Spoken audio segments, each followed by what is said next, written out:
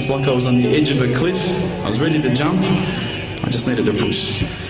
So I was sitting there, it was very quiet. I was reading Quran and I stopped. I said, Allah, this is my moment. This is the time I'm about to jump into Islam. All I need is just a sign. Just a little sign, nothing huge, maybe a bolt of lightning. And subhanAllah, nothing. Absolutely nothing happened. I was really disappointed, to be honest.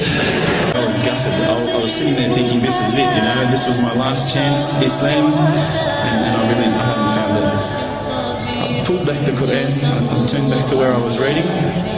SubhanAllah, the very next verse on the next page, for those of you who ask for signs, have we not shown you enough already?